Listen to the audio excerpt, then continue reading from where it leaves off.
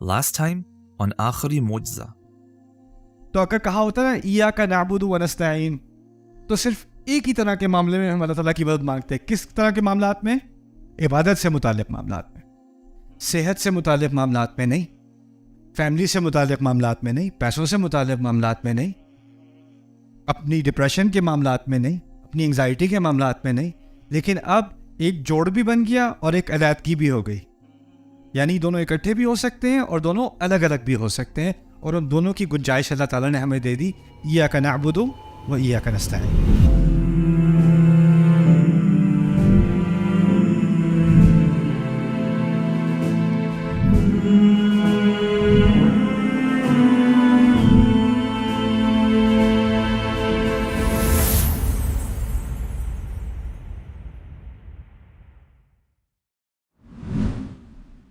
اہدنا الصراط المستقیم. اس کو سمجھنے کے لیے اس کا میں صرف ابھی آپ کو انٹروڈکشن دوں گا، پھر آپ کو بریک دوں گا. اس کو سمجھنے کے لیے ایک مثال سمجھ لیں. میں نے کل آپ کو ایک عجیب سی مثال دی تھی. فرض کریں کہ آپ میرے پاس آ کے کہیں آج کے بعد نعمان تو میرے غلام ہو. میں کہوں چلو ٹھیک ہے، صحیح ہے. اب فرض کریں آپ نے کہا میں غلام ہوں، میں نے قبول کر لیا، اور پھر میں بیٹھا ہوں آپ کے ساتھ صوفے پہ آدھا گھنٹہ، 20 منٹ، 40 منٹ، آپ نے کچھ کہا ہی نہیں. پھر میں کہوں اچھا غلام تو میں ہوں، کچھ کروانا ہے؟ اگر میرا جو مالک ہے وہ کچھ کہے گا نہیں کہ جاؤ گھاس کاٹو، گھر صاف کرو، کھانا پکاؤ، جب تک وہ کچھ کہے گا نہیں تو وہ مالک کیسا ہوا؟ کیونکہ اگر مالک کچھ کہے نہیں تو میں نے کیا کرنا ہے؟ اپنی مرضی. اس کے کہے بغیر اس کے مالک ہونے کا، اس کے رب ہونے کا ناطہ پورا ہو ہی نہیں سکتا، کیونکہ یہ ایک رشتہ ہے نا، مالک اور رب اور عبد. رب جب تک ہدایات نہیں دے گا، انسٹرکشن نہیں دے گا، احکام نہیں دے گا، کہے گا یہ کرو، یہ نہ کرو، یہ اس وقت کرو، یہ ایسے کرو، اس چیز کو سنو، اس چیز پہ غور کرو، جب تک وہ یہ نہیں دے گا تو پھر رب صرف کہنے کا ہو گیا. میں نے مان تو لیا کہ وہ رب ہے، لیکن پریکٹیکلی کچھ ہو نہیں رہا.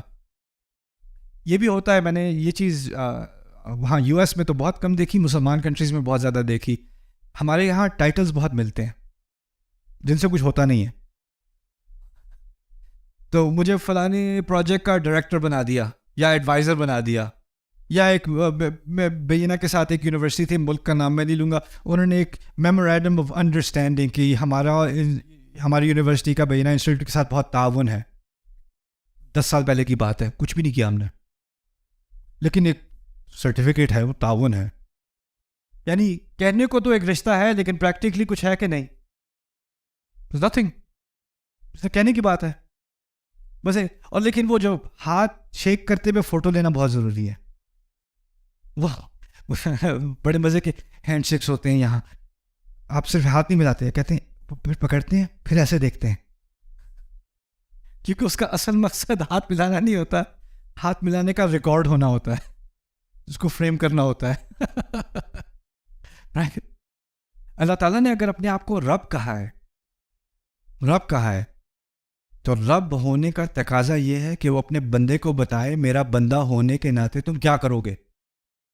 اگر وہ بتائے گا نہیں تو رب کس بات کا ہوا پھر وہ؟ تو کیونکہ ہم نے ابھی خود ہی کہا نا کہ ہم عبد بننے کو تیار ہیں، ایاک نعبد، ہم آپ کی مدد مانگ رہے ہیں، تو ہم نے پہلی مدد کیا مانگی؟ اہدنا، ہمیں ہدایت دیں، ہمیں بتائیں ہم کیا کریں. اچھا اب تو ہو گئے، لیکن ہمیں پتہ نہیں کرنا کیا ہے، کیسے کرنا ہے. اور اس اہدنا میں 2 پہلو آ گئے، دونوں ایاک نعبد سے بھی متعلق ہے، ایاک نستعین سے بھی متعلق ہے اہدنا. یعنی ہمیں ہدایت دیں کہ آپ کی مدد کیسے آئے گی، دوسرے درجے میں. اور پہلی بات، ہمیں ہدایت دیں ہم عبادت کیسے کریں، آپ کو خوش کیسے کریں. پرانے مذاہب میں پتہ کیا ہوتا تھا؟ جو بگڑی ہوئی شکل ہے اسلام کی، اسلام جب انبیاء لے کر آئے اور پھر آنے والی نسلیں اس کو بھول گئیں. خدا کو اگر خوش کرنا ہے نا تو اس کو کچھ نہ کچھ دینا پڑے گا، وہ ایسے ہی نہیں خوش ہو جاتا. کوئی نہ کوئی بکری ذبح کر کے اس کا خون ڈالنا پڑے گا، کوئی نہ کوئی چڑھاوا چڑھانا پڑے گا، کوئی خاص کھانا بنا کے اس کے سامنے رکھنا پڑے گا. آپ دیکھیں گے مندروں میں اور جگہوں پہ کیا ہوتا ہے، آپ وہ کھانا لے کر آتے ہیں اور وہ سامنے پیش کرتے ہیں، یہ جی میں نے آپ کے لیے چاکلیٹ کیک بنایا ہے، یہ میں نے رکھا ہوا ہے، اب بس آپ میری یہ منت پوری کر دیں۔ جب تک اس خدا کو کچھ دو گے نہیں، وہ آپ کو کچھ نہیں دے گا۔ اور یہ تمام مذاہب میں، یہاں تک کہ کچھ مذاہب میں تو اتنا ایکسٹریم تھا کہ جنگ ہونے والی ہے اور ہم جیت نہیں سکتے جب تک فلانی جو دیوی ہے اس کی مدد نہیں آئے گی، اس دیوی کو خون کی ایک قربانی چاہیے، تو ہماری جو سب سے ینگ لڑکی ہے اس کو قربان کر کے پہاڑی سے پھینک دو، پھر اس دیوی کی مدد آئے گی۔ اپنی بچیوں کو وہ ذبح کرتے تھے اس خدا کی مدد لینے کے لیے۔ کیوں؟ کیونکہ ان کا خدا کے ساتھ رشتہ اور خداؤں کے ساتھ اور دیویوں اور دیوتاؤں کے ساتھ جو رشتہ تھا نا، وہ تھا ایک تجارتی رشتہ، ٹرانزیکشنل۔ ہم کچھ دیں گے پھر وہ کچھ ہمیں دے گا۔ فاتحہ میں شروع سے ہی اللہ تعالیٰ نے ہم سے کچھ مانگا؟ پہلے اپنی نعمتیں بتائیں۔ الحمد للہ رب العالمین۔ ہم نے کچھ کیا کہ اس نے کیا ہے؟ اس نے حمد کی مستحق چیزیں کی ہیں خود۔ پھر اس کے بعد الرحمن الرحیم، ہم نے کچھ کیا ہے بھی کہ وہی کر رہا ہے، وہی کر رہا ہے۔ یعنی شروع سے ہی ہمارے کیے بغیر ہمیں دیا جا رہا ہے، دیا جا رہا ہے، دیا جا رہا ہے، دیا جا رہا ہے۔ اب ہمیں کچھ شرم آئی، ہم نے کہا میرے رب ہم کیا کریں، آپ نے اتنا کچھ کر دیا، اب ہم سے بھی تو کچھ کروا لیں۔ ہمارے نام کیا خدمت ہے، اور وہ کیا ہے؟ اہدنا، اہدنا۔ ہمیں کچھ تو کہہ دیں۔ اب مجھے یہ بتائیں، ہم جتنا بھی کر دیں، اللہ تعالیٰ جو ہمارے لیے کرتے ہیں اس کا مقابلہ کیا جا سکتا ہے؟ نہ۔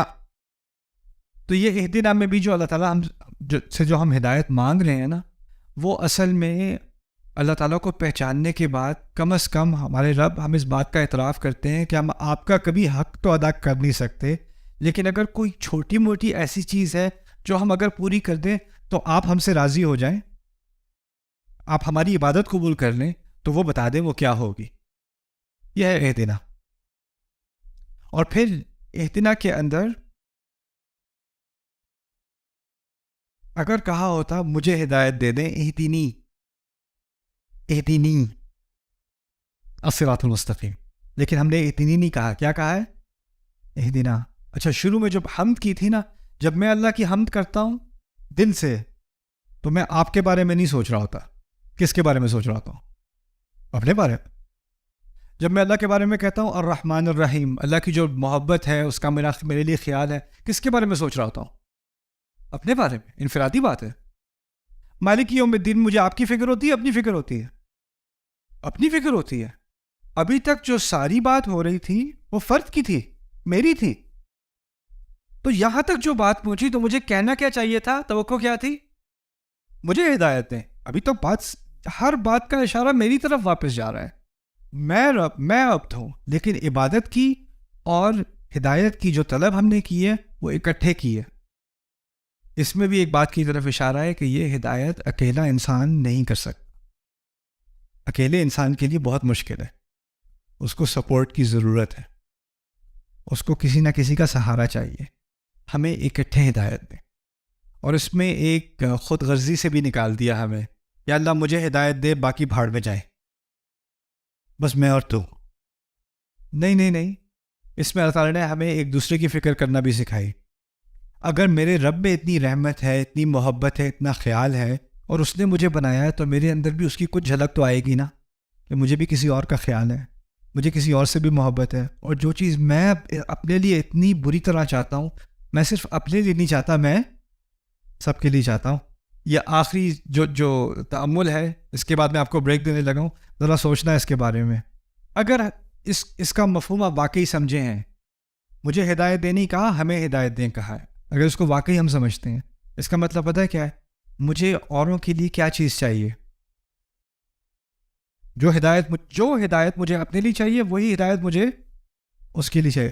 اور جس نرمی سے اور جس نرم دل سے میں اللہ تعالیٰ سے ہدایت مانگتا ہوں نا، اسی نرمی سے مجھے کسی اور کے لیے بھی ہدایت چاہیے۔ تو جب آپ کسی کو بڑی نفرت سے ہدایت دینے کی کوشش کرتے ہیں، جب آپ یہ لوگ تو جہنمی ہے، جہنمی، ان کو دیکھو کافر ہیں، یہ کافر، یہ فلانے ایسے ہیں، یہ فلانے مشرک ہیں، یہ فلانے جو الفاظ آپ استعمال کر رہے ہیں، یہ اہدنا کی روح سے صحیح ہے کہ نہیں؟ اگر واقعی اتنا سمجھے ہو اور کوئی بہت ہی غلط راستے پر ہے، بہت ہی غلط راستے پر ہے، اس فاتحہ کے پڑھنے میں آپ نے اس کے خلاف دعا کی ہے کہ اس کے لیے دعا کی ہے؟ اس کے لیے دعا کی ہے، اس کے لیے. اور جس جذبے سے اپنے لیے دعا کی ہے اسی جذبے سے اس کے لیے دعا کی ہے. یہ نہیں کہا اللہ مجھے ہدایت دے اور ان کو بھی دے پھر بھی. ہاں چلے ان کو بھی تھوڑی بہت. ایک دن ہم سب کو اکٹھے ایک جیسے، جو میں اپنے لیے چاہ رہا ہوں اور جس طریقے سے اپنے لیے چاہ رہا ہوں اسی طریقے سے کسی اور کے لیے بھی چاہ رہا ہوں. ہمارا آج کل کیونکہ اب سوشل میڈیا کا دور ہے اور ایسا دور انسانیت پہ گزر رہا ہے کہ ہم ایک دوسرے کے افکار کو، ایک دوسرے کی باتوں کو اب دنیا کے ہر کونے میں اس طرح سن سکتے ہیں جیسے پہلے کبھی نہیں سن سکتے تھے. اسی طرح اسلام اور اسلام سے متعلق جو بات چیت ہو رہی ہے وہ اب جس لیول پر ہو رہی ہے اور جتنی زیادہ ہو رہی ہے پہلے کبھی نہیں ہو سکتی تھی. رائٹ؟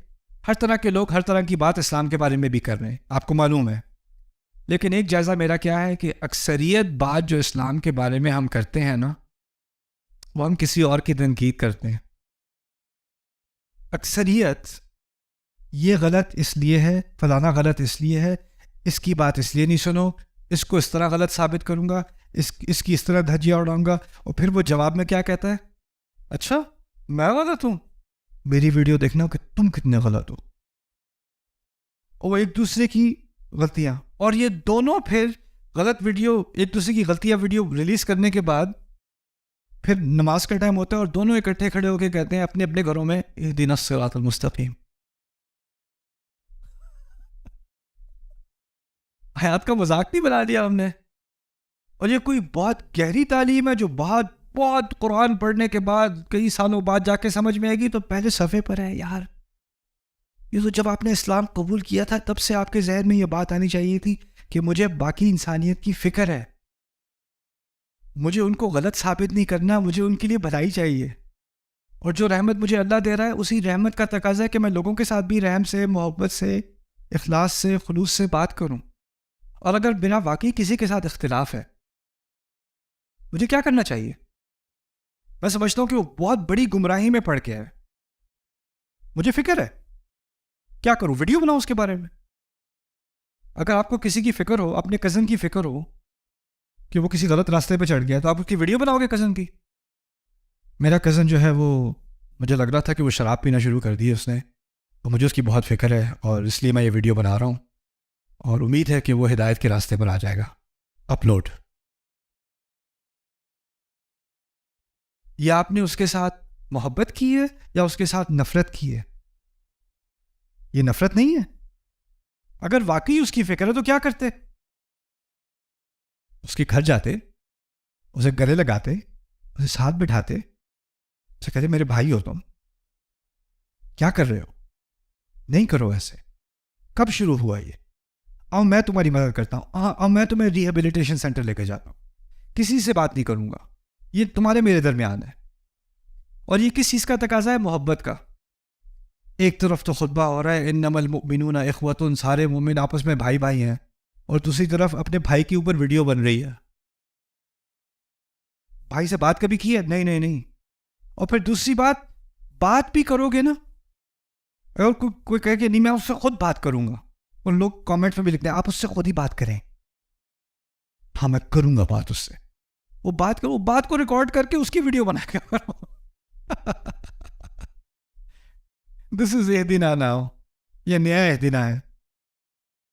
ایاک نعبد و ایاک نستعین اہدنا. اگر میں تو کہتا ہوں اگر مسلمان فاتحہ پہ غور کر لینا تو امت کی شکل بدل جائے، ہمارا پورا ڈسکورس بدل جائے، کس قسم کا ہم مواد تیار کرتے ہیں، کیسے ہم بات کرتے ہیں، ہمارا اسلوب کیا ہوتا ہے، ہمارا ایٹیٹیوڈ کیا ہوتا ہے، سارا کا سارا بدل جائے. اور ابھی ہم اس آیت میں داخل نہیں ہوئے، صرف اس کا میں تعلق دکھانا چاہ رہا تھا پچھلی باتوں سے. اور اس میں سب سے بڑی بات یہ ہے کہ کیونکہ ہم نے اللہ سے دعویٰ کیا نا کہ ہم عبادت کرنے کو تیار ہیں اور ہم مدد چاہ رہے ہیں، تو کیسی مدد ہو اور کیسی عبادت کرنی ہو اس کے لیے یا اللہ تعالیٰ ہم سب کو اکٹھے اپنی ہدایت دیں.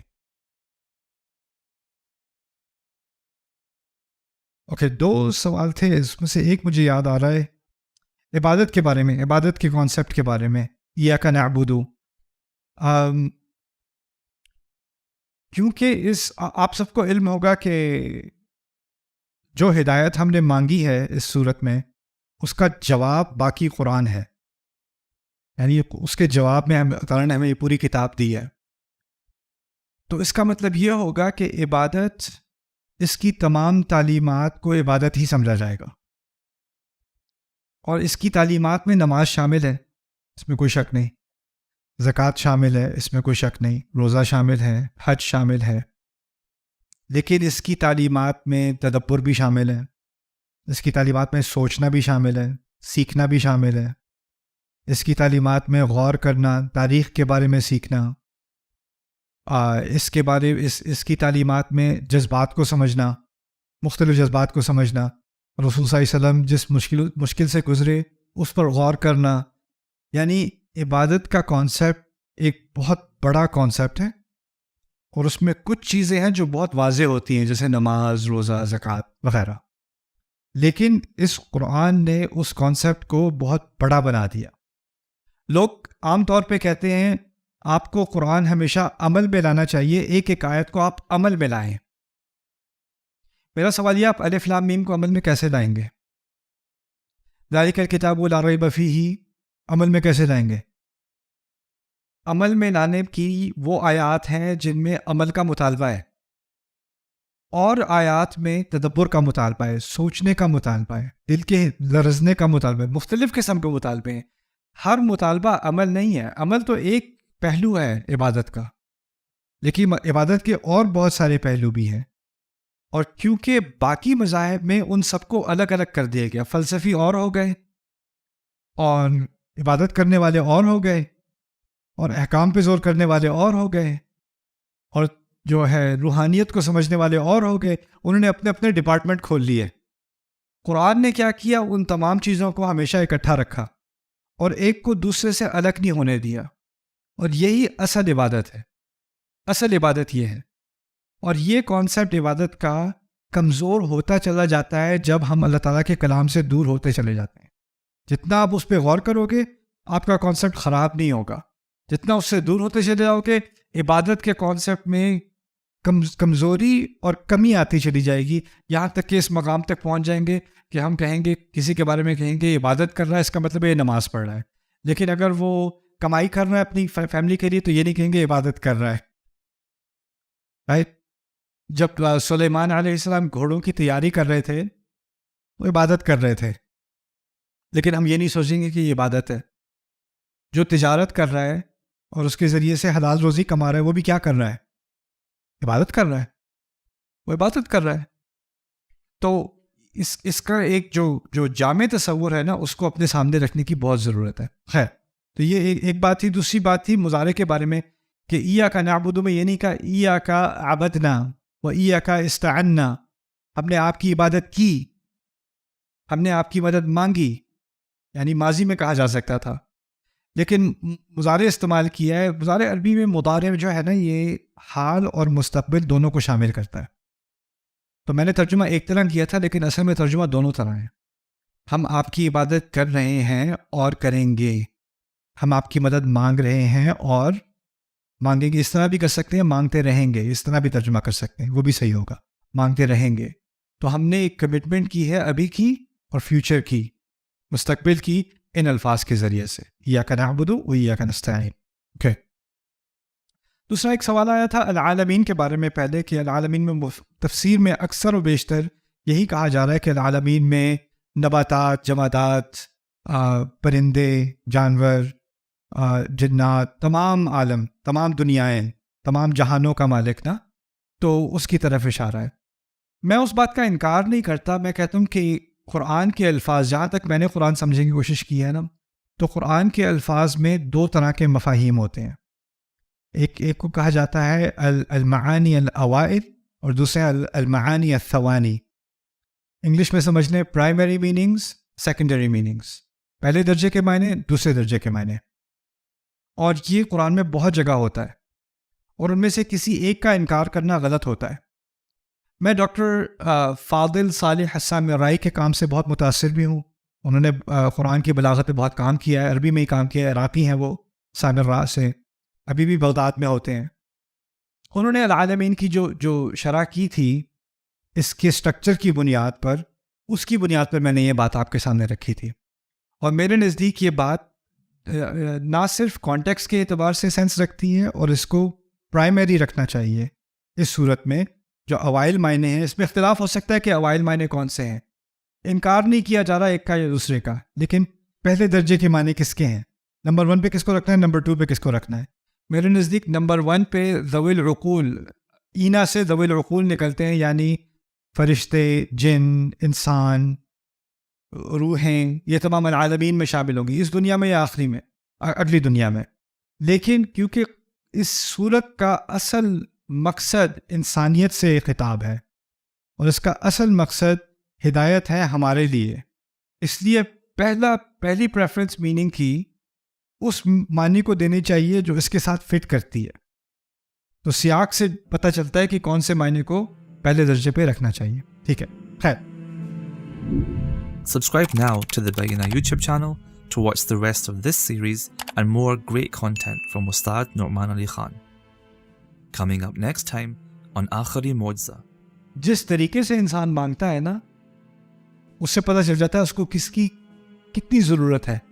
آپ کے بچے آپ کے پاس آ کے کہتے ہیں مجھے 500 چاہیے، مجھے 1000 روپے چاہیے. جس طریقے سے مانگ رہا ہے، دینے کا دل نہیں جاتا. پھر آپ بچے کو تمیز سکھاتے ہیں کہ پوچھا کہ تمیز سے پوچھا جاتا ہے، ادب سے پوچھا جاتا ہے، اور پھر آپ نماز پہ کھڑے ہو کہتے ہیں اللہ اکبر. اس کو تو تمیز سکھا دی کہ مجھ سے کیسے پوچھتے ہیں، اور جس طریقے سے ہم اللہ سے پوچھتے ہیں اہدنا الصراط المستقیم.